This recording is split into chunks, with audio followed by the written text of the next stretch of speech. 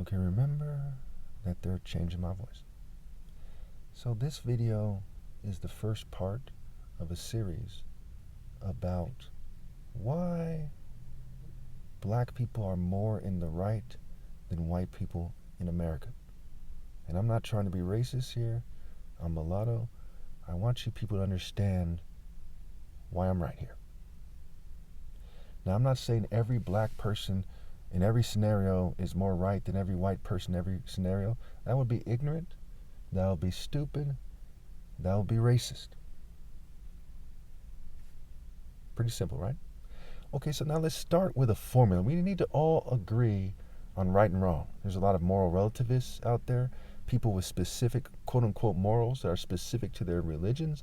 A lot of people argue that there aren't moral absolutes. I've actually interviewed random people, and at least one of them in Santa Cruz argued that morals aren't the same across the board. I think it was actually two of them. Okay, so let's first look at this thing in a way that's universal, and let's define what that is. So let's come up with a scenario here. This is a comparison. Again, this is a comparison for the purpose of having a point of reference that we can revisit as needed. So say there's a place in, say, Wisconsin or Illinois, somewhere that's not in the deep south. And there's a black kid who walks to school every day across the street from a white apartment complex, right? It's full of basically all white people. And he walks past there, dressed as a square across the street on the sidewalk with two other students. One who's dressed as a square and the other who is a kind of tougher guy who also dresses like a square to fit in. And a white racist guy from the apartment complex comes out and he shoots at them. He shoots at them. They run away the first time. The next time they come back, they say, look, they have a right to be there. That guy's crazy. He has no right to shoot at them. Okay? And so they come back. And the second time they come back, right, the guy who's tougher, who dresses like a square among the black students, he carries a pistol with him. So when the next time when they come by, this guy starts yelling racial slurs. He says, get out of my neighborhood, and he shoots at them.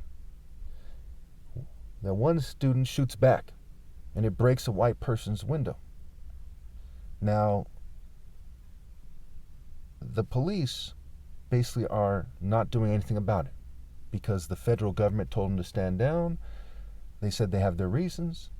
Okay, even though there's no logical justification, that's stupid. If it's an experiment, it's stupid. No matter how you slice it, it's stupid. Remember, this is a comparison at face value. And so they're not going to do anything. And the police force is predominantly white. The next time the kids go to school, there's another shootout, and a white neighbor in that apartment complex gets shot in the leg by a stray bullet. And so they all start complaining. They say, why don't these kids go somewhere else? Why do they have to walk through that neighborhood? And they explain, hey, because we have to go a whole mile out of our way if we go somewhere else, and we're not going to be told where we can't walk on the public sidewalk by a racist white person when we're not even in a racist state. The kid's parents are a little cooler than most parents, a little tougher. At least that one kid's. And he says, hey, my son's got to do whatever he's got to do. I don't know what's going on, but if he's going to do that, I support him. Now, who's in the right and who's in the wrong? Is the white community right to complain and say, hey, why do you keep coming across this street when these kids are just going to school and it's a free country? Is the racist white guy right? Is the police force right? Is the federal government? You see, if we don't concede this point here, it takes us to a very dark place. White supremacy is not good for white people. What happens in that scenario when the federal government, the police force, the community, the white community in that apartment complex, that is, the racist white guy, what happens when they keep up their stupid philosophies where they insist that black people just accommodate them, give up their rights, take abuse, and don't do anything about it? What happens to their souls? What happens to their families? What spirit are they in? What energy is in the air? What principles are they living by?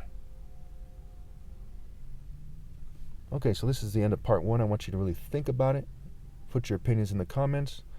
The very fact that they're suppressing my videos shows you their willingness to violate my rights, okay, which is a form of provocation.